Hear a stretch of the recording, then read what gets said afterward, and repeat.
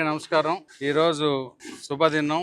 సంతోషంగా ఈ 40వ డివిజన్ వాళ్ళకి మొట్టమొదటిసారిగా పంచాయతీరాజ్ డిపార్ట్మెంట్ది, అగ్రికల్చర్ డిపార్ట్మెంట్కి సంబంధించిన భూమి సాగు గురించి టెస్టింగ్ ల్యాబొరేటరీ కూడా ₹1,00,00,000తో శాంక్షన్ చేసాం, శంకుస్థాపన చేయడం జరిగింది.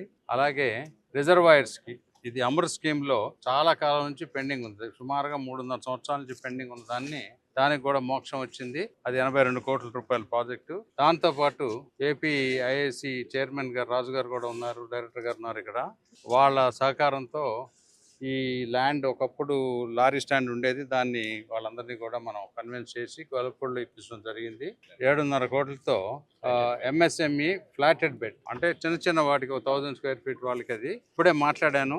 మనకి హైదరాబాద్లో టీ హబ్ లాగా టెక్నాలజీ హబ్ అని వచ్చింది కదా, 10 చిన్న ఎంఎస్ఎంఈలు పెట్టినా 1-2 టీ హబ్బులు కనుక ఎవరన్నా పెట్టగలిగితే విజయవాడ హబ్ అని, విజయవాడ టెక్నాలజీ హబ్ అని పెట్టిస్తే ఇప్పుడు పిల్లలు చాలా మంది యువత వచ్చి ఇక్కడ వాళ్ళు టెక్నాలజికల్ గా డెవలప్ చేసుకొని ఇక్కడి నుంచి మార్కెటింగ్ అని చేసుకోవడానికి అవకాశాలు ఉన్నాయని చెప్పి నేను ఇప్పుడే చైర్మన్ గారితో కూడా మాట్లాడాను.